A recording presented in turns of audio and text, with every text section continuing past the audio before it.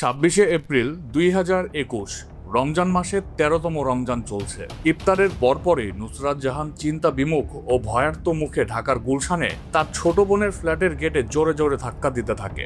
বেশ কিছুক্ষণ ধাক্কা দেওয়ার পরে মিস্ত্রি ডেকে এনে এক পর্যায়ে দরজা ভেঙে সবাই একসাথে সেই ফ্ল্যাটের ভেতরে ঢোকেন। কিন্তু ভেতরে ঢোকার সাথে সাথেই নুসরাত জাহানের ভেতরটা যেন চমকে ওঠে। সিলিং ফ্যানের সাথে আছে তার আদরের ছোট বোন মোসারাত জাহান মুনিয়া। ফ্ল্যাটের ডাইনিং রুমের দেওয়ালে একটি বড় করে ছবি বাঁধানো ছিল। ছবিটিতে মুনিয়ার পাশে থাকা ব্যক্তি হলেন বাংলাদেশের সবচেয়ে বড় ব্যবসায়ী বসুন্ধরা গ্রুপের এমডি সায়েম সোবাহান আনভির। প্রাথমিকভাবে বলা হয় মেয়েটি নিজেই নিজের জীবন নিয়েছে, কিন্তু আসল সত্যিটা কি? সময়ের সাথে সাথে এই কেসের সাথে জড়িয়ে যায় আরও একটি পরিচিত ও বিতর্কিত নাম, কন্টেন্ট ক্রিয়েটর তৌহিদ উদ্দিন আফ্রিদি। এখন প্রশ্ন হলো, মোসারাত জাহান মুনিয়া কি নিজেই নিজের জীবন নিয়ে নিয়েছিল, নাকি তাকে কেউ করেছিল? যদি তাকে কেউ হত্যা করে থাকে, তাহলে তাকে কেন করেছিল? আর এই ঘটনার সাথে সরাসরিভাবে কে জড়িত, সায়েম সোবাহান আনভির নাকি তৌহিদ উদ্দিন আফ্রিদি?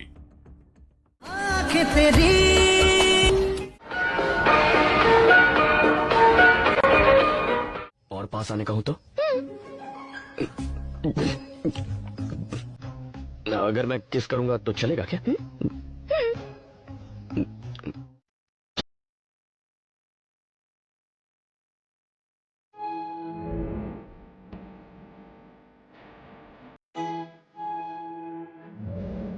सामने वाली खिड़की में एक बुड्ढा रहता है, नसीब में है ही नहीं कोई चांद का टुकड़ा।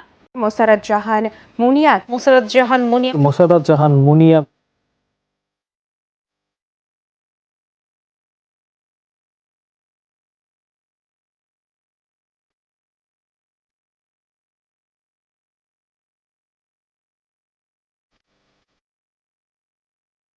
সায়েম সোবহান আনফির साइम सोफा नंदी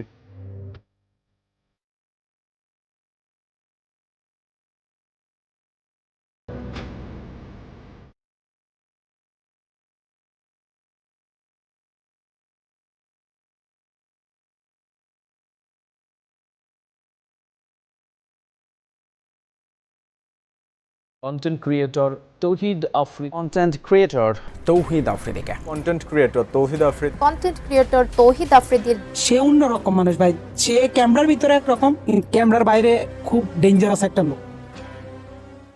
আসসালামু আলাইকুম, আমি জুনায়েদ ইসলাম। 2021 সালে এই কেসটি পুরো বাংলাদেশকে নাড়িয়ে দিয়েছিল।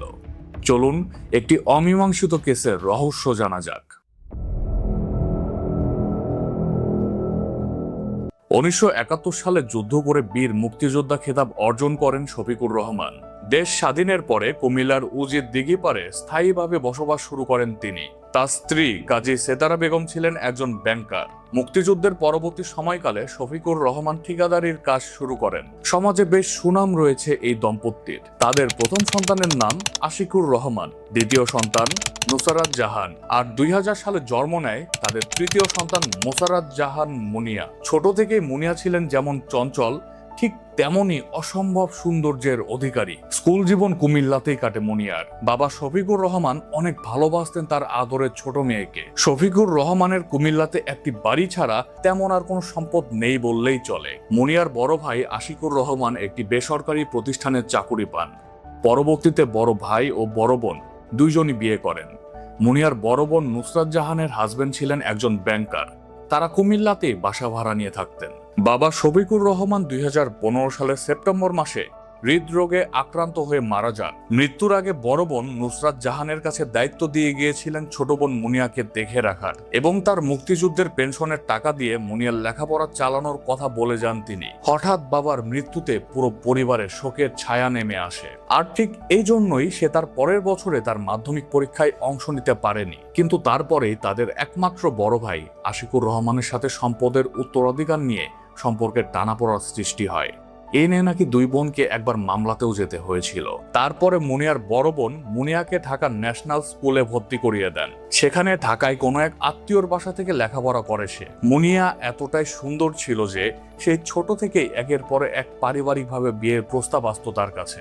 আত্মীয়ের বাসা থাকা অবস্থাতেও এক হুজুরকে দিয়ে তার বিয়ের প্রস্তাব আসে। 2018 সালে ঢাকার ন্যাশনাল স্কুল থেকে মুনিয়া জিপিএ 3.28 পেয়ে পাশ করে। 2018 সালে যখন মুনিয়ার রেজাল্ট পাবলিশ হয় তখন তার মা কাজী সেতারা বেগম ক্যান্সারে আক্রান্ত হয়ে হাসপাতালে ভর্তি ছিলেন। মুনিয়ার কলেজে ভর্তি এবং একই সাথে মায়ের অসুস্থতা নিয়ে বেশ বিপাকের মধ্যে পড়েন বড় বোন নুসরাত জাহান। সেই সময় মুনিয়া বন্ধুদের সাথে অনলাইনে ভর্তির আবেদন করলে মুক্তিযুদ্ধ কোঠায় তার কলেজ সিলেকশন আসে Mirpur cantonment public school and college. মুক্তিযুদ্ধ কোঠায় কেবলমাত্র মুনিয়াই সেখানে চান্স পেয়েছে। তার কিছুদিন পরে 2018 সালের 12 জুন তাদের মা কাজী সেতারা বেগম মারা যান। শোক কাটিয়ে উঠে নুসরাত জাহান তার হাজবেন্ডকে সাথে নিয়ে মুনিয়াকে Mirpur cantonment public school and কলেজে ভর্তি করিয়ে দেন। আর ঠিক তারপর থেকেই মুনিয়ার জীবনে পড়ালেখার অবনতি ঘটে। উচ্চাভিলাষী জীবনযাত্রার কারণে পরিবারের সঙ্গেও তার দূরত্ব সৃষ্টি হয়। তার অনেক সিদ্ধান্তর ব্যাপারেই তার ভাই বোন কেউই খুশি ছিলেন না। ঢাকায় এসেও অভিনয় জগতের চাকচিক্যময় জীবনের প্রতি আগ্রহ সৃষ্টি হয় মুনিয়ার। এই জগতের একজনের সাথে তার ঘনিষ্ঠ সম্পর্ক গড়ে ওঠে, যা নিয়ে বিভিন্ন সময় মানসিক যন্ত্রণা পোহাতে হয়েছে মুনিয়া ও তার পরিবারকে। মধ্যবিত্ত পরিবারের কলেজ পড়ুয়া মেয়ে হলেও মুনিয়ার চলাফেরায়, জীবনযাত্রায় এবং পোশাক পরিচ্ছেদেও ছিল উচ্চবিত্তের ছাপ। মুনিয়ার কলেজের সহপাঠীদের ভাষ্যমতে মুনিয়া এবং তাদের জীবনযাত্রায় ছিল বিশাল বড় তফাৎ। এই সমস্ত কারণে মুনিয়া তার পড়াশোনায় বেশ অনিয়মিত হয়ে পড়েন। সায়েন্টিফিক্যালি মুনিয়ার এই স্বভাবকে বলা হয় প্রিটি প্রিভিলেজ। সুন্দরী মেয়েরা ছোটবেলা থেকেই আশেপাশের মানুষ থেকে অনেক বেশি অ্যাটেনশন পায়, সেই সাথে প্রশংসা এবং ভালো ব্যবহার পায়। এর ফলে তাদের ভেতরে একটা শক্তিশালী সেলফ ওর্থ তৈরি হয়। তারা বেটার লাইফ ডিজার্ভ করে, তারা কখনো খারাপ লাইফ ডিজার্ভই করে না। তাই তারা যদি কখনো তাদের এক্সপেকটেশন থেকে সামান্য কিছুটা কম পায় তাহলে তারা সেটা সহ্য করতে পারে না। এই ধারণাটা ধীরে ধীরে তাদের মাইন্ডসেটে ঢুকে যায়, আর তারা সাধারণ জীবনযাপনে অভ্যস্ত না হয়ে উচ্চাকাঙ্ক্ষা এবং উচ্চাভিলাষী জীবনযাপনে অভ্যস্ত হয়ে যায়। আর অনেক সময় তাদের ভিতরে বাড়তি কনফিডেন্স লক্ষ্য করা যায়, কিন্তু বাহিরের মানুষের কাছে এই বাড়তি কনফিডেন্স দেমাগ হিসাবে পরিচিতি পায়। 2019 সালে মুনিয়া সোশ্যাল মিডিয়াতে বেশ অ্যাক্টিভ ছিল, বিশেষ করে টিকটকে। এর মাঝবর্তী কোনো একটা সময়ে মুনিয়ার সাথে পরিচয় হয় বসুন্ধরা গ্রুপের এমডি সায়েম সোবহান আনভির সাথে, যিনি এই গল্পের অন্যতম গুরুত্বপূর্ণ চরিত্র। কিন্তু কে এই সায়েম সোবহান আনভির? সায়েম সোবহান আনভির 1981 সালের 31 জানুয়ারিতে বাংলাদেশের ঢাকায় আহমেদ আকবর সোবহান ও আফরোজা বেগমের ঘরে জন্মগ্রহণ করেন। তার বাবা আহমদ আকবর সোবহান বসুন্ধরা গ্রুপের প্রতিষ্ঠাতা ও চেয়ারম্যান। সায়েম সোবহান আনভির 2000 সালে বসুন্ধরা গ্রুপের সাথে কাজ করা শুরু করেছেন। 2001 সালে তিনি বসুন্ধরা গ্রুপের এমডি হন। 2010 সালে বাংলাদেশের সর্বকনিষ্ঠ কোটিপতিও হন। 2017 সালের মধ্যে তিনি বাংলাদেশের মধ্যে অন্যতম বিখ্যাত ব্যক্তিত্বে পরিণত হন। প্রাতিষ্ঠানিকভাবে বিভিন্ন রকম দুর্নীতি ও অপকর্মের মধ্যে সায়েম সোবহান আনভির প্রতিষ্ঠিত হয়েছেন। আওয়ামী লীগের ছায়াতলে সায়েম সোবহান আনভির এতটাই ক্ষমতাশালী হয়ে উঠেছিলেন যে রংধনু গ্রুপের এমডি কাউসার আহমেদকে ঠিক এইভাবেই আনভিরের পা ধরতে বাধ্য করেছিলেন আনভির।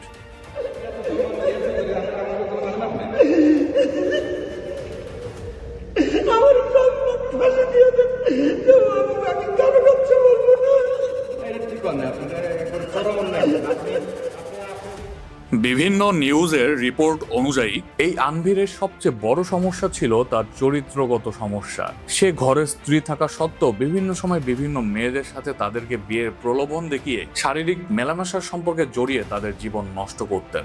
নাগরিক টিভির রিপোর্ট অনুযায়ী যদিও একটা সময় এই আনভির অনেকটাই স্থূল স্বাস্থ্যের অধিকারী ছিল, যে কারণে তার মধ্যে একটা হীনমন্যতা কাজ করত। সে মেয়েদের ইমপ্রেস করতে পারত না। পরবর্তীতে প্লাস্টিক সার্জারি করে, নোজ জব করে, সে জ লাইন কারেকশন করে, স্কিন লাইটেনিং করে, বোটক্স করে, লেজার সার্জারি করে, পেটের মেয়াদ কমানোর জন্য পেটে স্ট্যাপলিং করে। মূলত 2012 সাল থেকে তার এই প্রক্রিয়াটি শুরু হয়। প্রতি বছর কোটি কোটি টাকা সিঙ্গাপুরে পাচার করে সেখানে এই সমস্ত সার্জারির মাধ্যমে নিজের শারীরিক এবং বাহ্যিক গঠন পুরোটাই বদলে ফেলেন তিনি।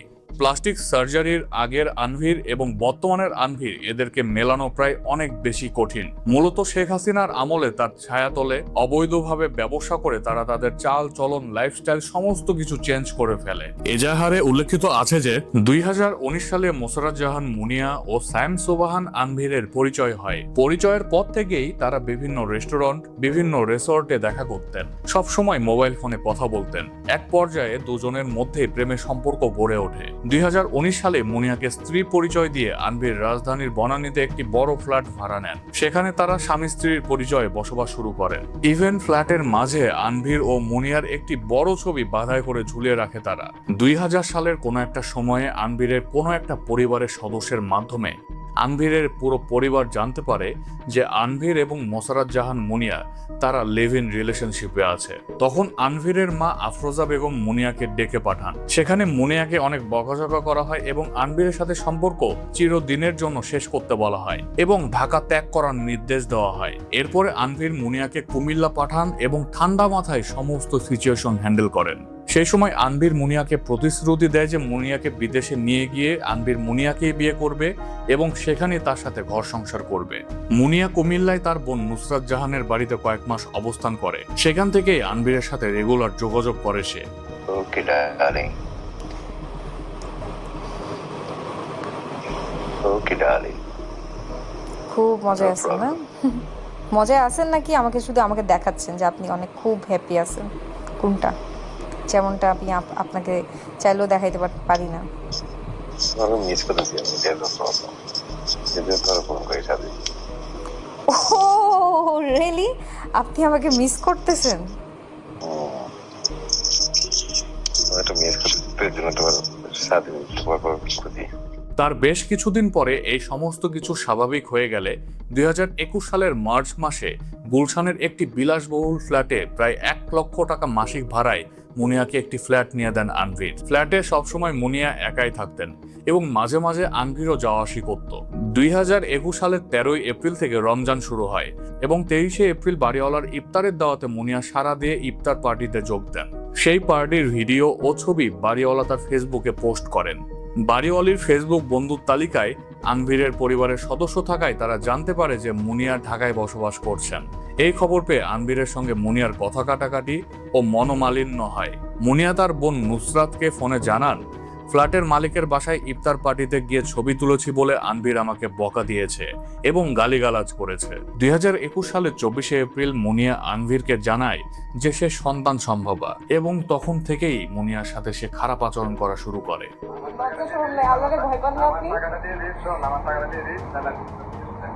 আপনারা কি কে বলছেন আমি 50 লাখ টাকা নিচ্ছি? বলেন কে বলছেন আপনাকে? বলেন, আপনি বলেন, আপনি আমাকে কেন এরকম লিঙ্ক দিচ্ছেন? আমি কি অপরাধ করছি? আমি তো সব সত্য বলছি আপনাকে। আমি কোনো টাকা নেই নেই। আল্লাহ তো বিচার করছে কালকে আপনারা, তারপরে ওরা আমার পিছনে লাগছে না।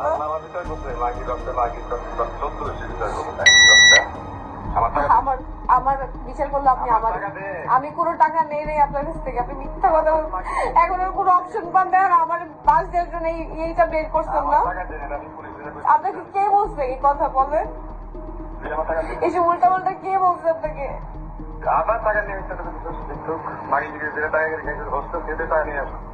কি বলছেন আপনি?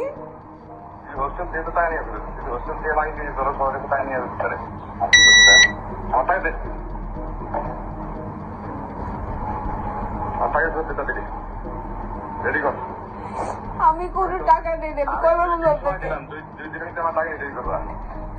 আপনি ঠিক আছে পুলিশ নিয়ে আসেন। আমি কোনো টাকা নেই নেই। এই অডিও ক্লিপটি সর্বপ্রথম নাগরিক টিভি প্রকাশ করেছিল, কিন্তু এই অডিও ক্লিপটি এখন পর্যন্ত অফিসিয়ালি ভেরিফাইড নয়। তবে ভয়েস শুনে বোঝাই যায় যে এটি আনভির ও মুনিয়ারই কথোপকথন। এফআইআর অনুযায়ী 25 এপ্রিল মুনিয়া তার বড় বোন নুসরাত জাহানকে ফোন করে কান্নাকাটি করে বলেন আনভির তাকে বিয়ে করবেন না, শুধু এতদিন ভোগ করে গেছেন। মুনিয়া চিৎকার করে তার বোনের কাছে কান্নাকাটি করে বলে আনভির আমাকে ধোঁকা দিয়েছে, যে কোনো সময় যে কোনো বড় রকমের দুর্ঘটনা ঘটে যেতে পারে। এই জন্য তার বোন ও দুলাভাইকে যত দ্রুত সম্ভব ঢাকায় আসতে বলে মুনিয়া। এই কথা শোনা মাত্রই নুসরাত জাহান পরের দিনই তার হাজবেন্ডকে সাথে নিয়ে ঢাকার উদ্দেশ্যে রওনা দেন। 26 তারিখে গাড়ির মধ্যে থাকা অবস্থায় নুসরাত মুনিয়াকে অসংখ্যবার ফোন দিয়েছে, কিন্তু মুনিয়া একবারের জন্য ফোন রিসিভ করেনি। গুলশানে মুনিয়ার ফ্ল্যাটে পৌঁছে দরজা বারবার নক করার পরেও ভেতর থেকে কোনো সাড়া না পেয়ে তারা ফ্ল্যাটের নিচে চলে আসে। সিকিউরিটি গার্ডের রুম থেকে তারা বাসার ইন্টারকমে ফোন করে। পরে ফ্ল্যাট মালিককে এই সমস্ত কিছু জানালে মিস্ত্রি এনে তালা ভেঙে দরজা খোলার সাথে সাথেই নুসরাত রুমের ভেতরে ঢুকে যা দেখেন সেটা দেখার জন্য নুসরাত কখনোই প্রস্তুত ছিল না। নুসরাত দেখেন তার আদরের ছোট বোন মুনিয়া ওড়না পেঁচিয়ে ফ্যানের সিলিং এর সাথে ঝুলছে। নুসরাত জাহান সেখানেই কান্নায় ভেঙে পড়েন। পুলিশকে খবর দিলে পুলিশ খুব দ্রুত এসে ওড়না কেটে মুনিয়ার লাশ নিচে নামায়। আর আলামত হিসেবে মুনিয়ার সাথে আনবিরের ছবি, আনবিরকে নিয়ে লেখা মুনিয়ার প্রেমের ডায়েরি এবং মুনিয়ার 2টি স্মার্টফোন নিয়ে যায় পুলিশ। 26 তারিখ রাত 8টায় মুনিয়ার বড় বোন নুসরাত জাহান গুলশান থানায় তার প্ররোচনায় আনবিরকে প্রধান আসামি করে মামলা করে। এখন আপনাদের মনে প্রশ্ন আসতেই পারে যে সরাসরি হত্যা মামলা না করে কেন তার প্ররোচনায় মামলা করা হলো। নুসরাতের বোনের দাবি সেই সময় তার মানসিক অবস্থা ঠিক ছিল না এবং তার আশেপাশের অনেকেই ইভেন পুলিশ সহ তাকে ম্যানিপুলেট করে সরাসরি হত্যা মামলা না করতে দিয়ে তার প্ররোচনার মামলা করতে বাধ্য করেছে। ঢাকা মেডিকেল কলেজে মুনিয়ার পোস্টমর্টম করা হয়। 27 তারিখ আসরের নামাজের পরে কুমিল্লা শহরের টমসন ব্রিজ কবরস্থানে মুনিয়ার দাফন কাজ সম্পন্ন করা হয়। 28 তারিখে আনবিরের বিদেশ যাত্রায় নিষেধাজ্ঞা জারি করা হয়। সবাই ভেবেছিল যে এইবার হয়তোবা আইনের চাকা ঘুরবে। তারপরে 29 এপ্রিল আনবির উচ্চ আদালতে অ্যান্টিসিপেটরি বেল চাইলেন এবং এই জন্যই শুনানি পিছিয়ে গেল। এর মধ্যে 2021 সালে আনবির তার অর্থ সম্পদ এবং সামাজিক প্রভাব, তার ক্ষমতা বলে এবং তার বড় বড় সংযোগের জন্য আইনের নাগালের বাহিরে থাকা শুরু করলেন। তার হাতে ছিল বাংলাদেশের প্রায় মোটামুটি সমস্ত মিডিয়ার নিয়ন্ত্রণ ও আইনজীবীদের কঠিন মারপ্যাচের ব্যবস্থাপনায় তাকে ধরা কঠিন হয়ে গেল। 19 জুলাই 2021 তদন্ত কর্মকর্তা ওসি আনবিরের নাম বাদ দিয়ে চূড়ান্ত প্রতিবেদন জমা দিলেন। 18 আগস্ট 2021 আদালত সেই ফাইনাল রিপোর্ট গ্রহণ করে এবং আনবিরকে অভিযোগ থেকে অব্যাহতি দেয়। গুলশান থানার আইও ইনভেস্টিগেশন অফিসার আবুল হোসেন বলেন, এজাহারে আনবিরের নাম না থাকায় তাকে জিজ্ঞাসাবাদ করা হয়নি। একজন হত্যা মামলার আসামিকে আজ পর্যন্ত জিজ্ঞাসাবাদ করা হয়নি। 19 অক্টোবর 2022 পিবিআই চূড়ান্ত প্রতিবেদন জমা দেয়, যেখানে নাকি তদন্তে মুনিয়ার হত্যাকাণ্ডের সাথে আনবিরের কোনো সম্পৃক্ততাই পাওয়া যায়নি। 2024 সালে হাইকোর্ট মামলাকে পুনরায় রিভাইভ করার নির্দেশ দিলেও আনবির তার ক্ষমতা বলে ঢাকার না অব্যাহতি পায়। সেই রায় দেওয়া জজ শওকত আলী নিজেও জানতেন যে তিনি যে রায় দিচ্ছেন সেটা অন্যায়। অনুশোচনায় ভুগে তিনি তার অ্যাসিস্ট্যান্টকে দিয়ে মুনিয়ার বড় বোন নুসরাত জাহানকে ফোন করে রায় দেওয়ার একদিন আগেই ক্ষমা চেয়ে নেন। স্যারের কোনো অভিশাপ দিবেন না, হ্যাঁ?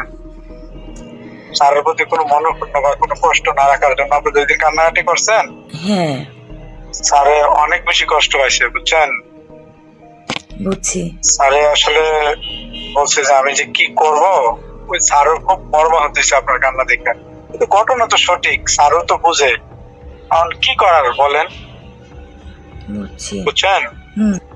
আর স্যারকে আপনার ক্ষমা করে দিতে বলছে, হ্যাঁ? আচ্ছা ঠিক আছে, কি বলবো আর বুঝে না। স্যারকে কোনো অভিশাপ না দিতে আপনাকে বলছে। আচ্ছা এগুলো আপনার মধ্যে রাখেন। এই অডিও ক্লিপের মাধ্যমে এইটাই প্রমাণিত হয় যে এই দেশে ক্ষমতাবানদের জন্য সমস্ত কিছুই সম্ভব। তারা কিভাবে আইনকে বৃদ্ধাঙ্গুলি দেখিয়ে আইন থেকে অব্যাহতি পেয়ে যায় এবং স্বয়ং বিচারক ঠিক ভুল জেনেও ভুলের পক্ষে রায় দিয়ে নিজের অপারগতা প্রকাশ করে ক্ষমা চান। সাইফা রহমান মিম, তথাকথিত আনবিরের দ্বিতীয় স্ত্রী, তিনি নাগরিক টিভির সাংবাদিকের কাছে প্রকাশ করেছিলেন আনবিরের চরিত্র কতটা ফুলের মতো পবিত্র। এই কল রেকর্ডটি শুনলেই সেটা বুঝতে পারবেন। এই শাকের আছে না, আমি আপনাকে আজকে বলি, শাকের যে আছে না, আপনি তো শাকেরকে চিনেন, সাকিব ভাই। এই শাকের কি করে জানেন? ইনস্টাগ্রাম বলেন, ফেসবুক বলেন, সব জায়গা থেকে মেয়ে কালেক্ট করে, ছবি কালেক্ট করে আনবিরে প্রত্যেক দিন। শাকেরের কাজ প্রত্যেক দিন আনবিরের কাছে ছবিগুলা পাঠায়, ওখান থেকে আনবির চুজ করে করে দেয়, বুঝছেন?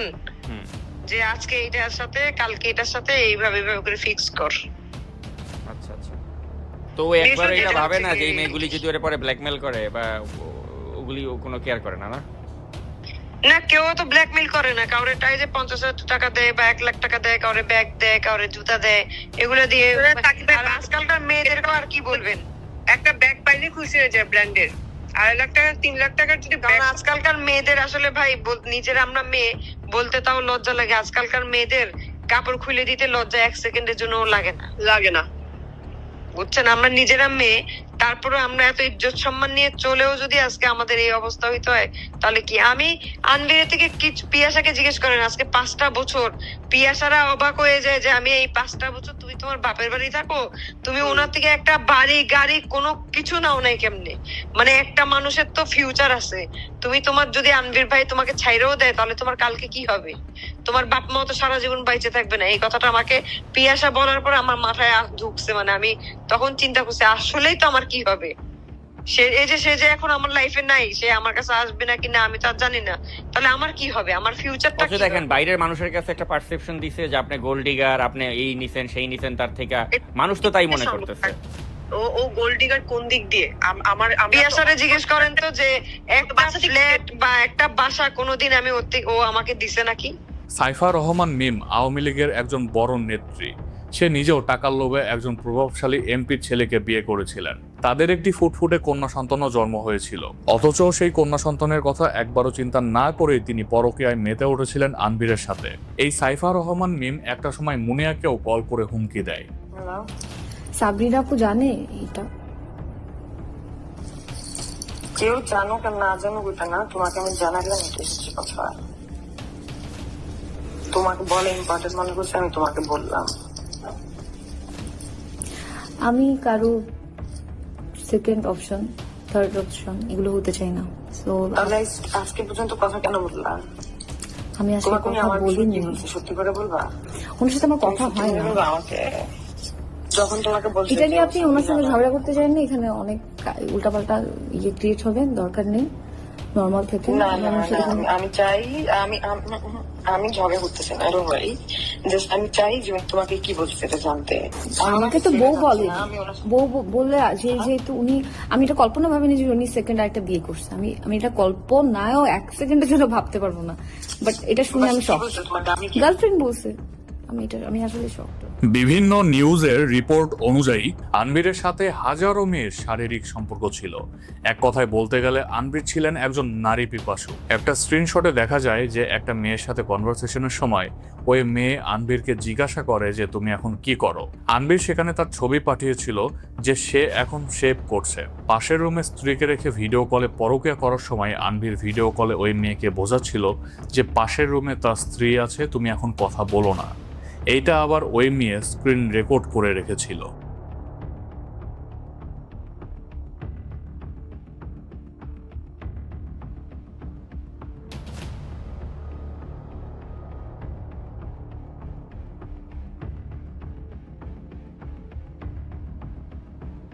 এই সমস্ত প্রমাণ থেকে অন্তত এইটা তো বুঝতেই পেরেছেন যে আনবির কত বড় নারী পিপাসু ছিল।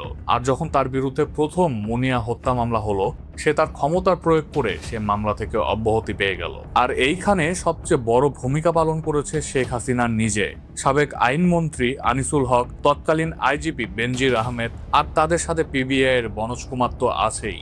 তাদের খোসামুদিতে তদন্ত কর্মকর্তারা 2021 সাল পর্যন্ত সায়েম সোবাহান আনবিরকে এই মামলার বাহিরেই রেখে এসেছেন, যেখানে নুসরাতের বোন শেখ হাসিনার সাথে একবার সাক্ষাতের জন্য তার কাছে বারবার চিঠি প্রেরণ করেন। সেখানে ভুক্তভোগীর পরিবারকে সাক্ষাৎ না দিয়ে তিনি আনভির ও তার বাবার সাথে চা আড্ডায় মেতেছেন বেশ কয়েকবার। মূলত শেখ হাসিনার প্রশ্রয় না পেলে আনভির এতটা বেপরোয়া হওয়ার সাহস পেত না। আনভিরের আশেপাশে যারা ছিল তারা সবাই ছিল আওয়ামী লীগের দোসর।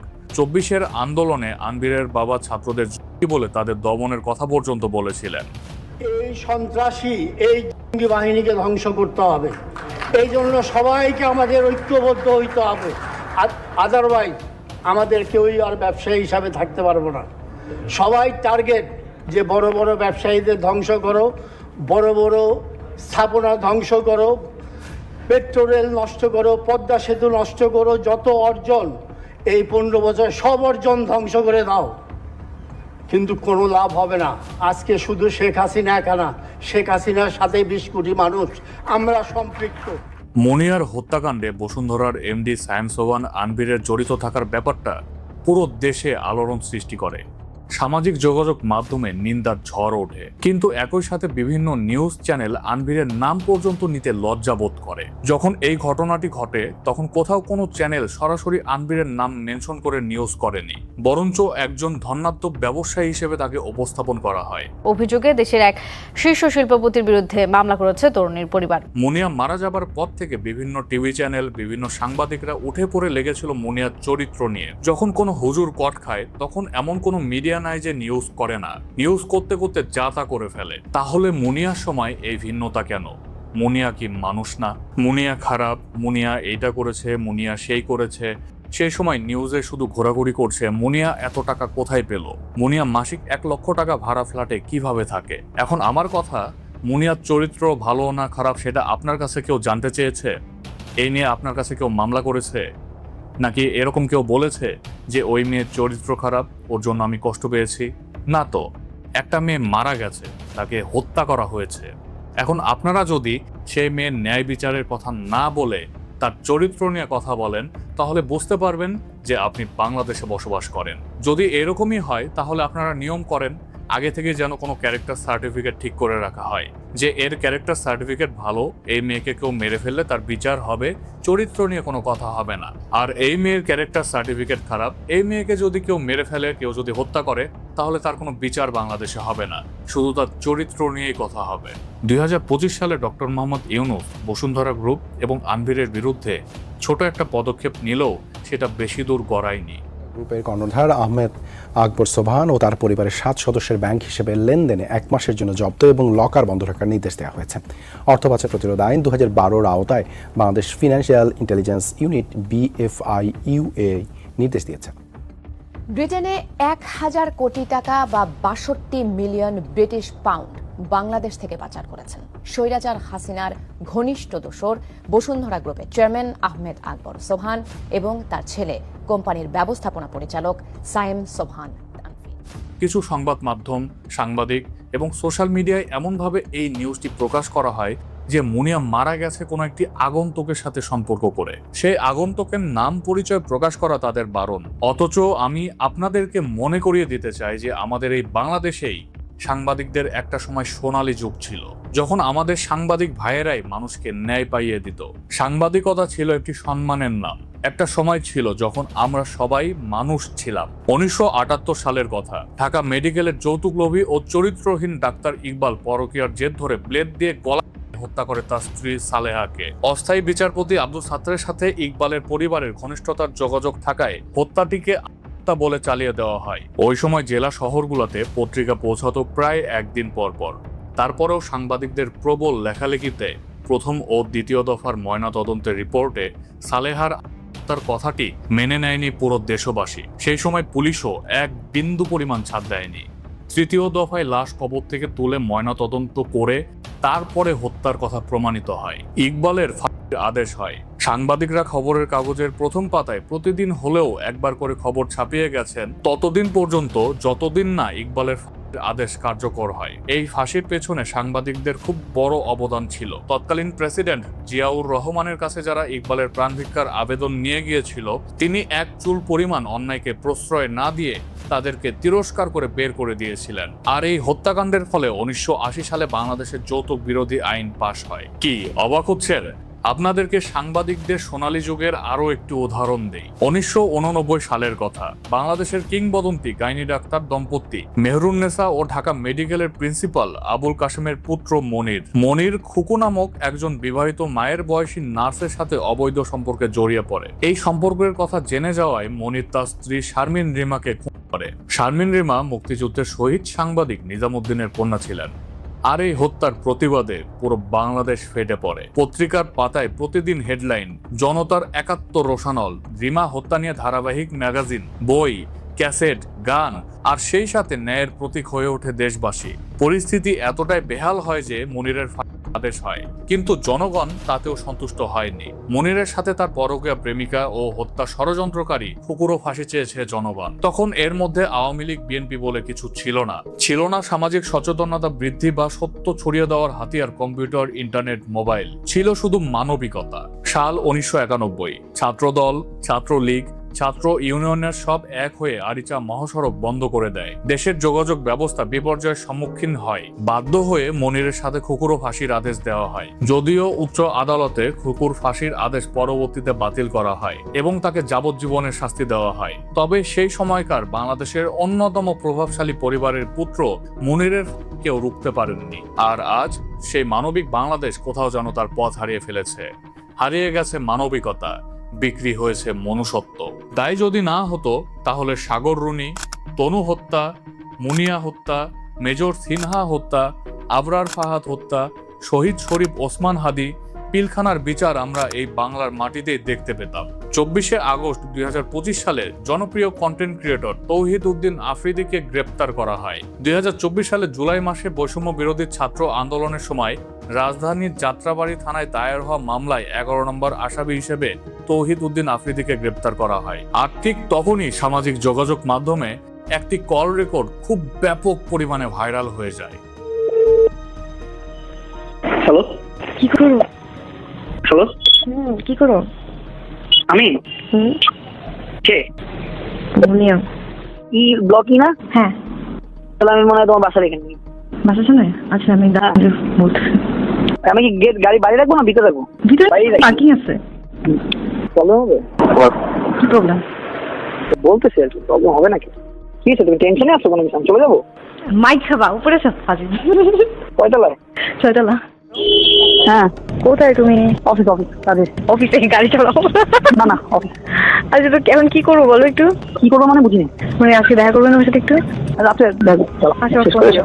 না, আমি মানে মাত্র ইন্টারকন্টিনেন্টাল থেকে বেরোচ্ছি। হ্যাঁ, আমার কথা হচ্ছে আমি আসতে পারবো, কোনো সমস্যা নেই, কিন্তু আমি একটু ড্রাঙ্ক। প্রবলেম হবে? না, সমস্যা কি? আচ্ছা, ওই কথা বলতে পারো না? ওইটা মাইক খাবা? হ্যাঁ, বুঝিনি। মাইক খাবা? গাদা কেন? তুমি গাদা কেন? তুমি এত ন্যাচারাল ভাবে কথা বলতে পারতা? হ্যাঁ, আমি ন্যাচারালি কথা বলি। হ্যাঁ, কি করো? আচ্ছা, যাক, একটু 1%। হ্যাঁ, এটা আমি একটু জানা। আর এই আমি আসছি। এত দুষ্ট কেন তুমি? মুনিয়ার সাথে তৌহিদ উদ্দিন আফ্রিদির কনভারসেশন থেকে অন্তত এটা বোঝা যায় যে সায়েম সোবাহান আনভির বাহিরেও মুনিয়ার আরো হয়তোবা অনেকের সাথেই ঘনিষ্ঠতা ছিল, কিন্তু এটা একমাত্র মুনিয়াই ভালো বলতে পারত যে এটা এখন আর সম্ভব না। তবে এই কনভারসেশন থেকে আপনারা অন্তত এটা বুঝতে পেরেছেন যে এই তৌহিদ উদ্দিন আফ্রিদি সায়েম সোবাহান আনভিরের লাইট ভার্সন। তৌহিদ আফ্রিদি কে, তৌহিদ আফ্রিদি কি করেছে, তৌহিদ আফ্রিদি 2024 সালের আন্দোলনে কি ভূমিকা রেখেছে, এই সমস্ত কিছু আপনারা অলরেডি জানেন, তাই এ ব্যাপারে বলার প্রয়োজন মনে করছি না। এই কেসের কিছু সুনির্দিষ্ট পয়েন্ট ধরে যদি আগানো যায় তাহলেই এই কেসের আসল সত্যিটা বের হয়ে আসবে যে মুনিয়া নিজেই নিজের জীবন নিয়ে নিয়েছিল নাকি তাকে কেউ হত্যা করেছিল। 1. মুনিয়ার লাশ ঝুলন্ত অবস্থায় তার পা 2 ইঞ্চি পর্যন্ত বিছানায় লাগানো অবস্থায় ছিল। তার পাশেই একটি টুল ছিল। কেউ যদি নিজেই নিজের জীবন নিয়ে নিতে চায় তাহলে তার মৃত্যুর আগে সে মৃত্যুর কষ্ট সহ্য করতে না পেরে বাঁচার চেষ্টা করে এবং বাঁচার চেষ্টা করে হাত পা ছোড়াছুড়ি করতে থাকে। যদি মুনিয়া নিজেই নিজের জীবন নিয়ে নেয় তাহলে তার পাশের টুল বিছানা থেকে পড়ে যাওয়ার কথা, অথচ তার টুল পায়ের একদম কাছেই লাগানো ছিল। 2. বিছানার চাদর একদম প্লেন ভাবে গোছানো ছিল, এমনকি বিছানার চাদরের উপরে কারো কোনো পায়ের ছাপও ছিল না। যদি পায়ের ছাপ না থাকে তাহলে মুনিয়া ওপরে উঠলো কিভাবে? 3. মুনিয়ার মৃত্যুর 10 মিনিট আগে তার সেক্সুয়াল ইন্টারকোর্স হয়েছিল এবং মৃত্যুর পরে ফরেন্সিকে মুনিয়ার আন্ডারগার্মেন্টস ও কাপড়ে পুরুষের সিমেন পাওয়া যায়, কিন্তু সেই পোস্টমর্টম রিপোর্ট গায়েব করে ফেলা হলো, যেটা আজ পর্যন্ত প্রকাশ্যে আসতে দেওয়া হয়নি। কিন্তু কেন? 4. দরজা খুলে লাশ উদ্ধারের সময় পুলিশ একটি ভিডিও করেছিল, সেই ভিডিও আজ পর্যন্ত আর খুঁজে পাওয়া যায়নি। কিন্তু কেন? 5. দরজা লক করা ছিল, দরজা ভেঙে লাশ উদ্ধার করা হয়। যদি মুনিয়া নিজেই নিজের জীবন নিয়ে নেয় তাহলে ফ্ল্যাটের ভেতরে সেই ফ্ল্যাটের চাবি পাওয়ার কথা, কিন্তু আজ পর্যন্ত চাবি খুঁজে পাওয়া যায়নি। কিন্তু কেন? 6. মার্ডার কেসের সাথে সম্পৃক্ত ব্যক্তিকে সাথে সাথে আটক করা হয় বা হেফাজতে নেওয়া হয়, কিন্তু আনভিরের বেলায় ব্যতিক্রম ঘটেছে, তাকে আজ পর্যন্ত জিজ্ঞাসাই করা হয়নি। কিন্তু কেন? 7. মুনিয়া 3 সপ্তাহের অন্তঃসত্ত্বা ছিলেন, যেটা নিয়ে পরবর্তীতে কোনো গভীর তদন্ত করা হয়নি। 8. রাস্তা থেকে শুরু করে বাসার এন্ট্রি এক্সিট সবকিছুর সিসিটিভি ফুটেজ গায়েব করে দেওয়া হয়, যেটা আজও পাওয়া যায়নি। 9. মুনিয়াকে যদি কেউ হত্যা করে নাই থাকে তাহলে কেন মুনিয়ার বড় বোন নুসরাত জাহানকে 100 কোটি টাকা ঘুষ দিতে চেয়েছিল আনভির? 10. তৌহিদ আফ্রিদির এক্স গার্লফ্রেন্ডের দেওয়া এক সাক্ষাৎকারে তিনি বলেছিলেন যে তাকে হুমকি দেওয়া হয়েছিল বেশি বাড়াবাড়ি করলে মুনিয়ার যে অবস্থা করা হয়েছিল তারও সেই একই অবস্থা করা হবে। আমি জানতে পারি যে বিভিন্ন মেয়েদের সাথে ওর সম্পর্ক আছে, এবং মুনিয়া নামে যে একটা মেয়ে আছে ওর সাথে ওর সম্পর্ক।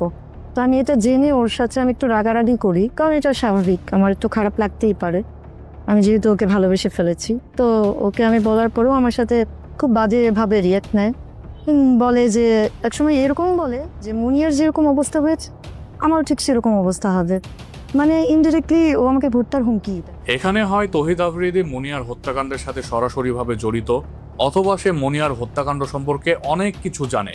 তাকে যদি খুব কঠিনভাবে জিজ্ঞাসাবাদ করা হয় তাহলেই অনেক সত্য বের হয়ে আসবে। আনভিরের আইনজীবী দাবি করেছিল আনভিরের সাথে মুনিয়ার নাকি কোনো সম্পর্কই ছিল না, মুনিয়া একতরফাভাবে আনভিরকে ভালোবাসতো। আমি স্ক্রিনে আনভির ও মুনিয়ার কিছু কনভারসেশন দিয়ে দিচ্ছি, আপনারা পজ করে দেখে নিতে পারেন। আর এর আগে অডিও ক্লিপগুলো আশা করি আপনারা তো সবাই শুনেছেন। তবে মুনিয়ার বয়স ঠিক কতই হবে? সর্বোচ্চ 21। এই 21 বছর বয়সে সে ভুল কাজ করেছিল না ঠিক কাজ করেছিল এটা বোঝার মতো পরিপক্কতা তার হয়তোবা তখনও হয়নি। তার এ বয়সে সবার কাছে সবকিছু রঙিন মনে হয়, অতি সাধারণ জিনিসকেও অনেক বিশাল কিছু মনে হয়।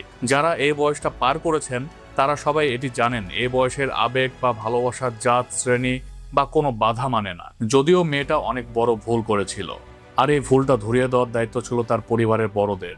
আর এইখানেই ব্যাপকভাবে ব্যর্থ হয়েছেন তার বড় বোন নুসরাত জাহান। যেহেতু নুসরাত জাহান মুনিয়ার গার্ডিয়ান হিসেবে দায়িত্ব পালন করেছিল, সেহেতু তার উচিত ছিল বোনকে সঠিক আর ভুলের মধ্যে পার্থক্য বোঝানো। কিন্তু উনি আনভিরের কথা জেনেও বোনকে শাসন করার অথবা তাকে এই কাজ থেকে বিরত রাখার বড় কোনো পদক্ষেপ নেননি, অথবা নিয়েছিলেন, মুনিয়া সেটা মানেনি। মুনিয়া ভুল করেছে, কিন্তু বড় রকমের কোনো অন্যায় করেনি। আমি কোনোভাবেই কোশ্চিনকালও মুনিয়ার কোনো কাজকে সমর্থন করছি না, সে অবশ্যই ভুল করেছে, কিন্তু সেই ভুলের উপরে ভিত্তি করে তার সাথে যে অন্যায় হয়েছে সেইটার বিচার কেন আপনারা করবেন না? বাংলাদেশের আইন আদালত শুধু ধনাঢ্য ব্যক্তিদের জন্যই। এই অভ্যাস থেকে আমাদেরকে বাংলাদেশকে যত দ্রুত সম্ভব বের করে নিয়ে আসতে হবে। মুনিয়ার কেস সম্পর্কে আপনার মূল্যবান মতামত কমেন্ট বক্সে জানাতে ভুলবেন না। দেখা হবে পরবর্তী সত্যের সন্ধানে ইনশাল্লাহ। টিল দেন, বি সেফ, আল্লাহ হাফেজ।